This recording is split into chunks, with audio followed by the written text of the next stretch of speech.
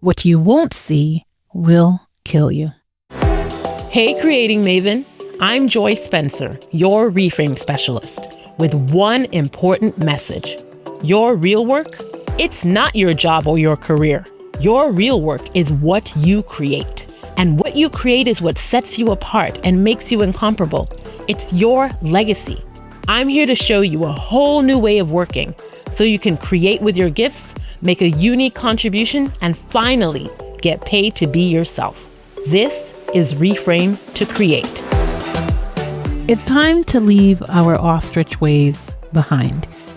You know, the parts of you that believe that if you don't see it, it won't see you. If you don't look at it, it's not real. If you cover your eyes, it will go away. Now, I know it's actually not true that ostriches bury their heads in the sand to avoid danger. It's too late. The myth is out there. It's stuck. They've got the bad rep, and it's useful for the point that I'm trying to make. And my point is this, and it's not to shame you or call you out. I'm calling you in and calling myself in as well. This is a thing that I do in certain areas of my life. I just won't look. And we know from so many examples in life that this is not a winning strategy. Ships that refuse to take into account how close they are to the shore will run aground. If they don't look, it will kill them. People who don't go for checkups don't make the disease go away. They just let it ravage their bodies without intervention. If they don't look, it will kill them. Time does not heal all wounds. If you don't look at the cut on your leg, it won't just spontaneously heal. It will get gangrene and you'll die. Not looking will kill you. So what am I referring to exactly? Because this is kind of dramatic. What is it that you need to look at right now that you might be avoiding? What do you need to see that might be killing you? In a metaphorical sense, of course. In episode 122, It All Starts With and Goes Back to Who You Are, I scratched the surface of this idea. In that episode, I was talking about how everything hinges on who you are, your narrative identity, who you believe you are and who you believe you can become. It's the crux of all. Your narrative identity, who you believe you are and who you believe you can become. It's the crux of it all because you can only go as far as who you are. You can only create, build, and innovate out of who you are. This goes for you when you're on your own, and it goes for you especially when you are in partnership with a team, an organization, or a movement, in partnership to create and make an impact together. Who you believe you are as an individual and who the collective group you are a part of believes that it is everything. But here's the thing.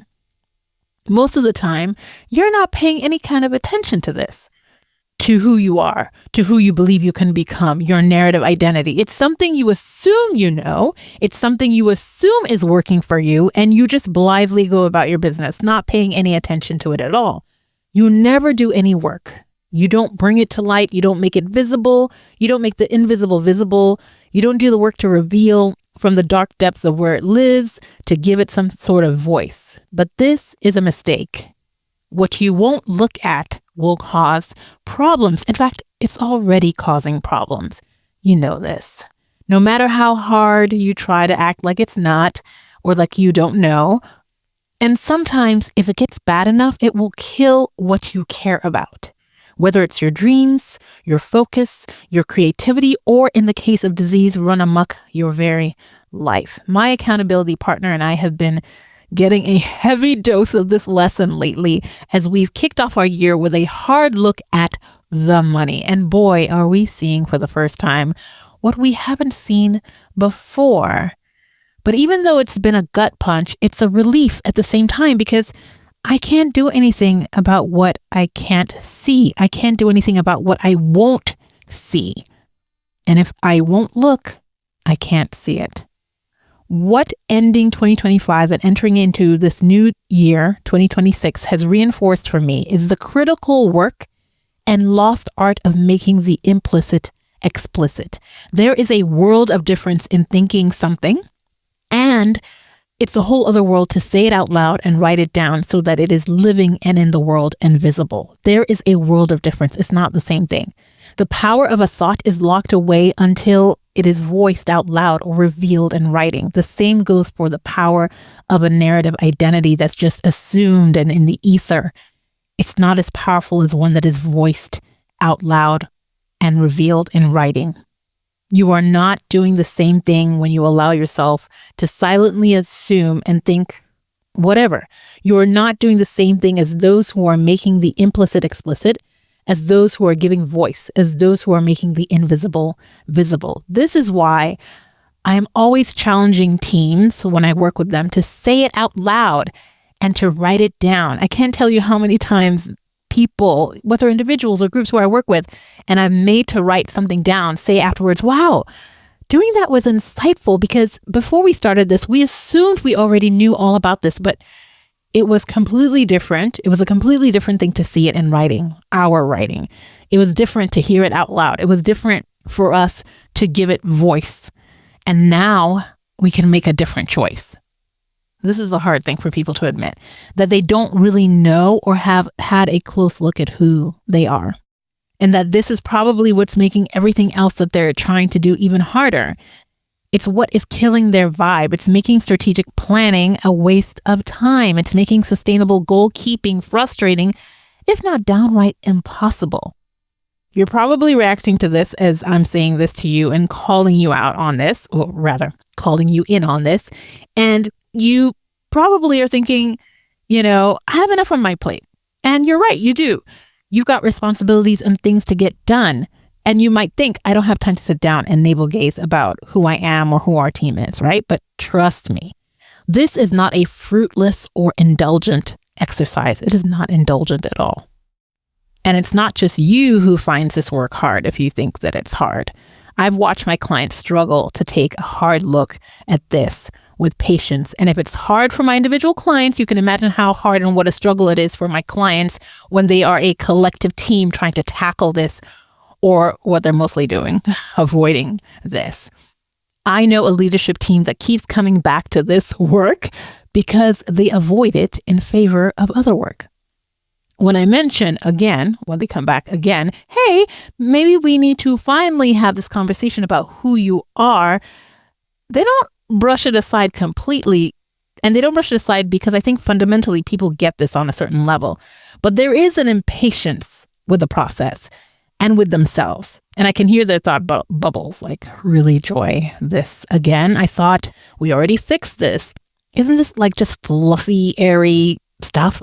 I thought we were done with this. I thought we already knew this.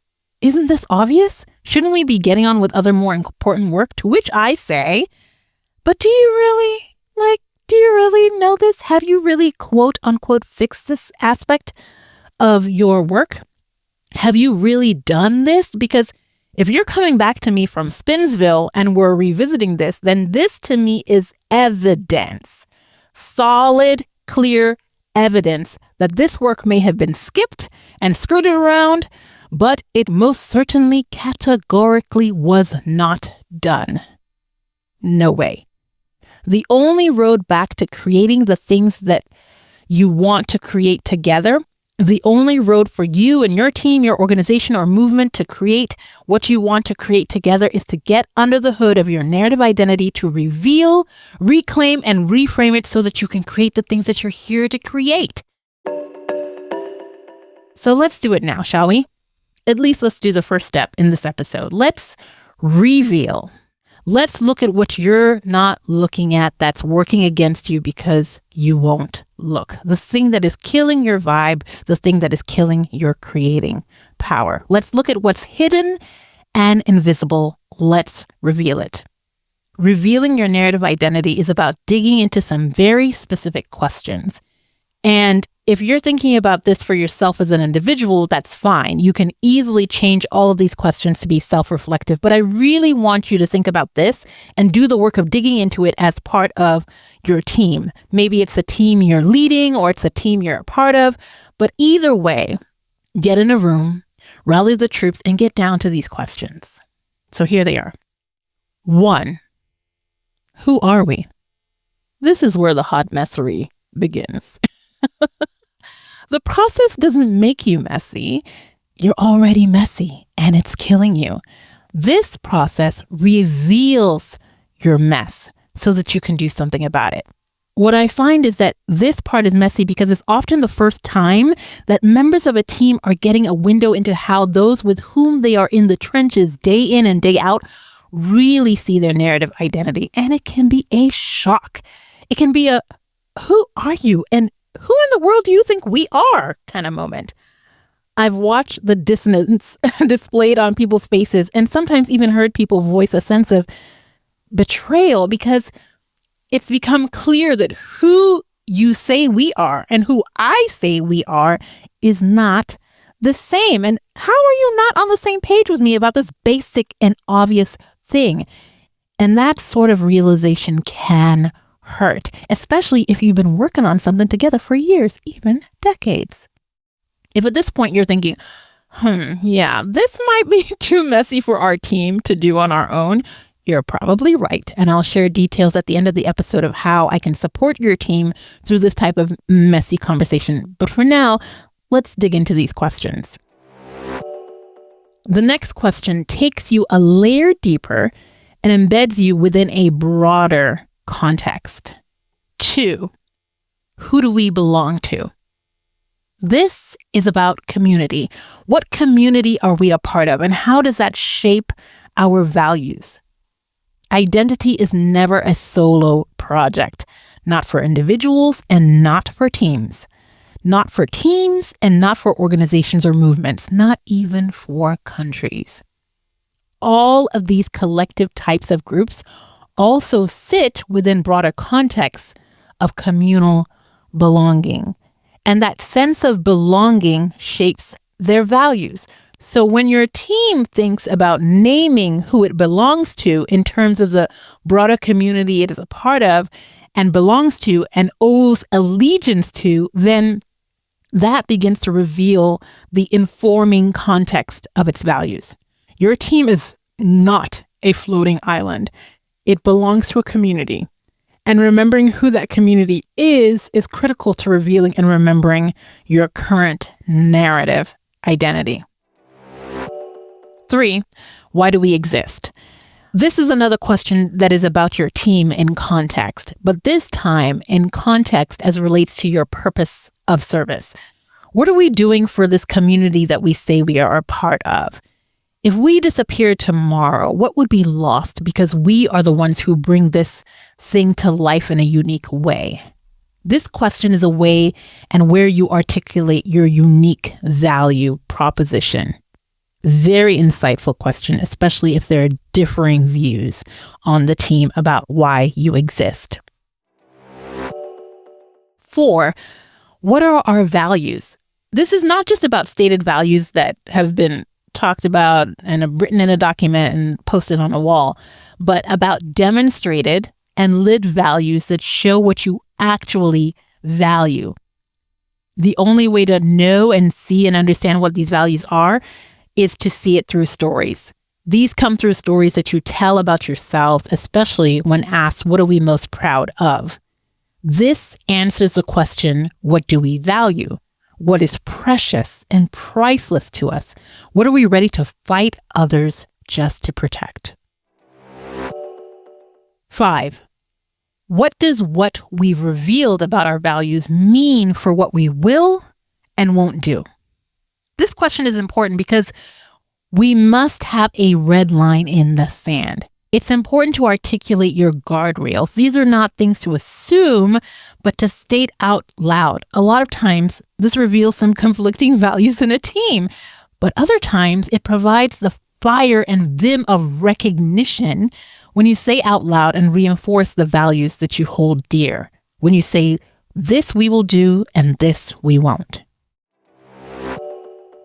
And finally, 6, what do we believe? You must have something you are willing to stake your flag into and say, this is what we believe, and not that. This is also something you may wish that others believed who are in the world or who are in relationship with you, something that you think it would make all the difference in the world if people would come together with you and rally with you on this, if they would see things from this perspective with you. This is what you invite others to believe with you as they partner with you in community and in creating for positive impact. So those are the 6 questions that help to reveal what your current narrative identity is. Who are we? Who do we belong to? Why do we exist? What are our values? What does what we've revealed about our values mean for what we will and won't do? What do we believe? With all of these questions, what I'm driving at for you and your team is for contrast. There must be some black and white. There must be some inside and outside. There must be something that attracts some and repels others. The people who are in your team now, who are not really down for all of this or lukewarm on this, they need to start surfacing and making their dissension known at this point. I know this can be uncomfortable, but it is necessary. This conversation doesn't make the discomfort happen. This conversation reveals what is already happening and what is already working at cross purposes on your team and making it hard for you to move forward. It reveals what's already killing your vibe. A house divided against itself cannot stand. People who have a different view of who their team is are not going to pull together. They are going to pull apart. It's inevitable. It's reality. It's all I see. I never see the opposite. I never see people who have fundamentally different views of who they are pulling together in the same direction. It does not happen. So asking the question does not make it so. Asking the question reveals what already is. And you have to see it if you're going to do anything about it. What you won't see is killing everything you are trying to create already. It's already happening. And aren't you tired of that? Aren't you ready for things to change and to move forward and to grow? I hope you are. I know teams struggle with these questions and this work because I've seen teams struggle with this for years. And it's all because they want to appear like they are all things to all people. They want to seem nuanced, but that is a lie. We are not nuanced, at least not when it comes to our identities, if we are being authentic about it. Yes, some of the things we do may be nuanced, but if we are telling the truth about who we are, we have to choose truth and clarity over the seeming comfort of being vague and unidentified. If we are going to create, if your team is going to create the impact I know you are here to create, then you need to be willing to do this first important work. You need to be able to see what's already killing your vibe, what's already killing your ability to create and innovate and move forward. It's serious work, it's messy work, and maybe you feel like you can tackle it on your own, but if you've been around this mulberry bush before, if you've been stuck in Spinsville for a while, you know you need help. And I want to work with you and your team on this. I'm good at this. And I love working with teams in and through this particular type of mess. Not all messes, but this particular brand of mess. Not just to do this first part of revealing your narrative identity, but the other steps of reclaiming and reframing so that you can get the mud out of your wheels, get out of Spinsville, and have the powerful momentum you need to create and innovate the way that I know that you have it in you to do. And after you do this work, your strategic planning, your visioning, your missioning and goaling, all of that will flow much more smoothly. And when you really get down to executing, you'll find that you aren't chugging along, but you are soaring.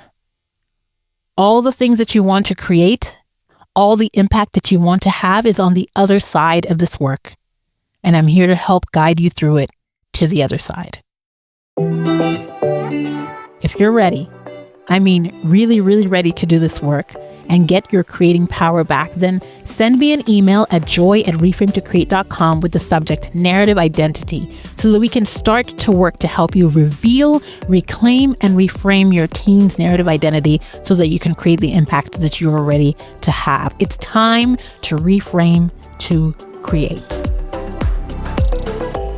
See you soon, Creating Maven, and remember to ask, what will we create?